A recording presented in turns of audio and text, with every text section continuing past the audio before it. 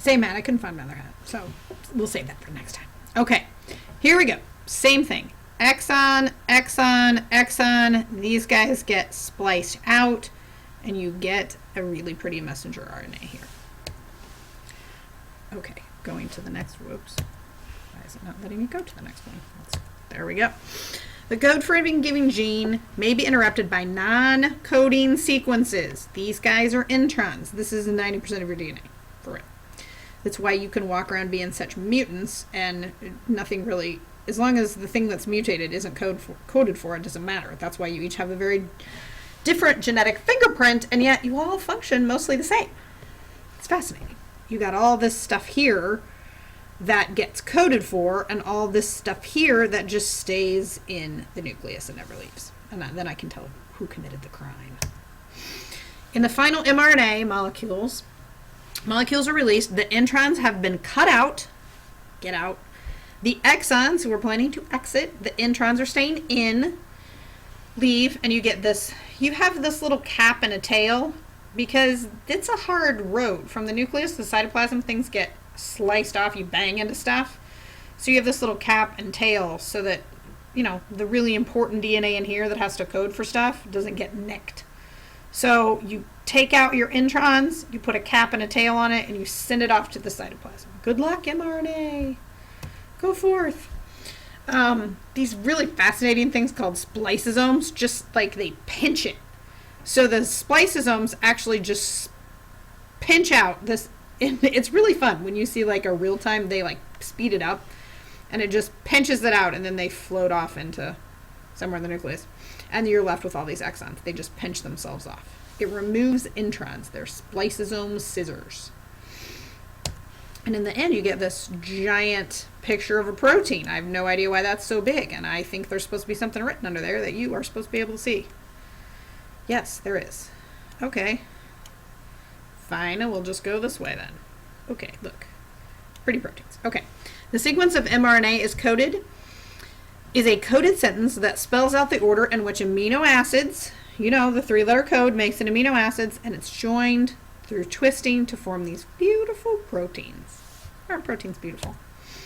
Okay, next. A codon. This is 3, a sequence of 3, not 2, not 1, not 4, 3. 3, codon, 3. A sequence of 3 ribonucleotides, A, T, C, G, or A, U, C, G, that translate the amino acids. The genetic code is in a section of triplets. They're codons in the mRNA that determine the sequence of amino acids.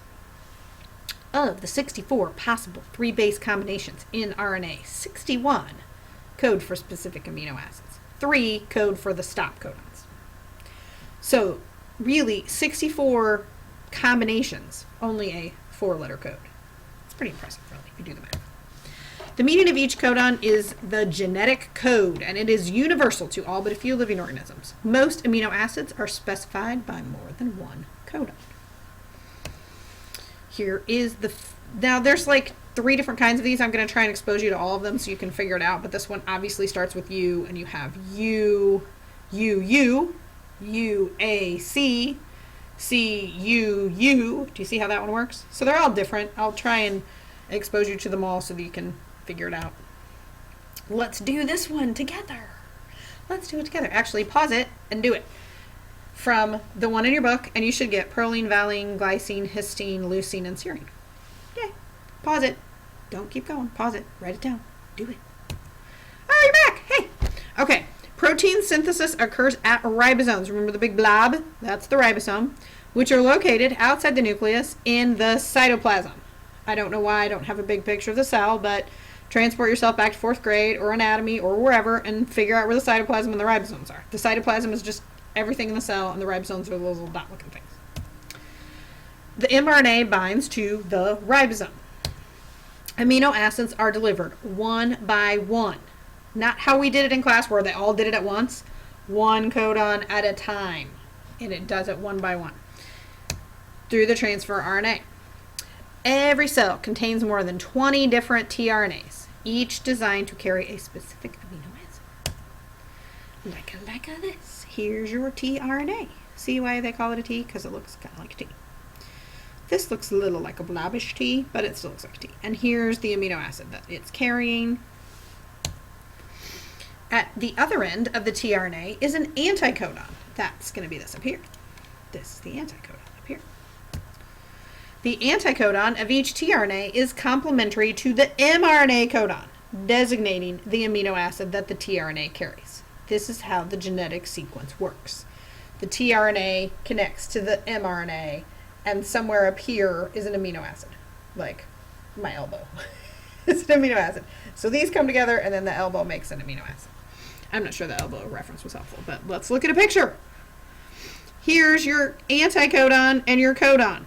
They come together. This magic moment. They're like, hey, you're GGG. I'm CCC. Ha! We belong together. Yay, we found each other. And the anticodon bonds with the codon, and then this amino acid comes in here, and then this next amino acid, and it connects, and the next one connects, and the next one connects, and pretty soon you have a string of amino acids. It's magic. Oh, and I think, is that the last question that I asked of codons? What? Craziness. This is how the anticodon is complementary. And we're done with chapter 25. Yay! Have a lovely weekend, everyone.